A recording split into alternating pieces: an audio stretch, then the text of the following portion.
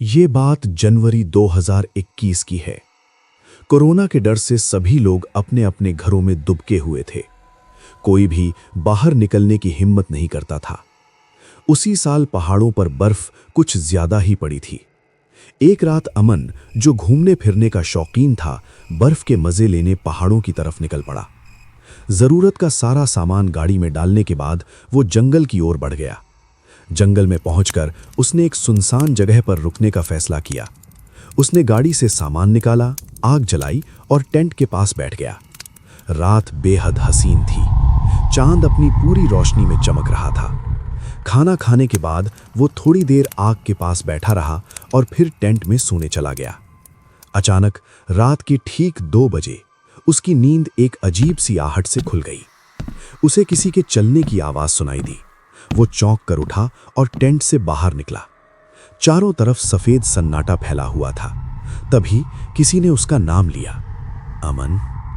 उसे लगा शायद कोई मजाक कर रहा है, लेकिन आवाज फिर आई, अमन। इस बार आवाज पहले से ज्यादा पास थी।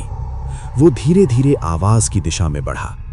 आवाज बर्फ के नीचे से आ रही थी।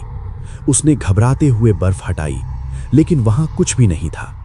जैसे ही वो पीछे मुड़ा, एक साया उसके ठीक पीछे खड़ा था।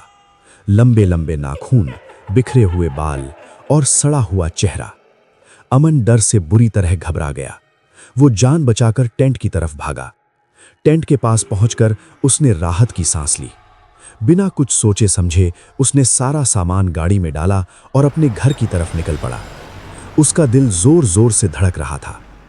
अचानक सड़क के ठीक बीचों बीच वही साया खड़ा था। अमन ने जोर से ब्रेक मारे।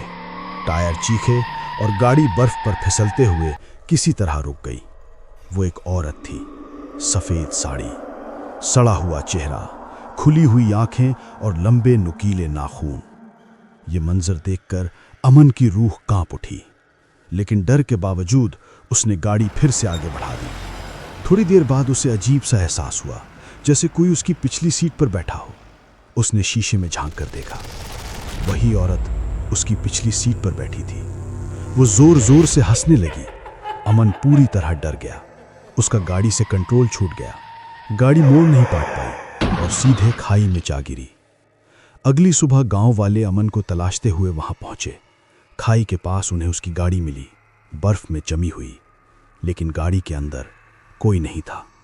सिर्फ डैशबोर्ड पर उंगली से लिखा था, अमन अब मेरा है। और आज भी जब कोई उस रास्ते से गुजरता है तो रेडियो अपने आप चालू हो जाता है और एक आवाज कहती है, अमन अब मेरा है।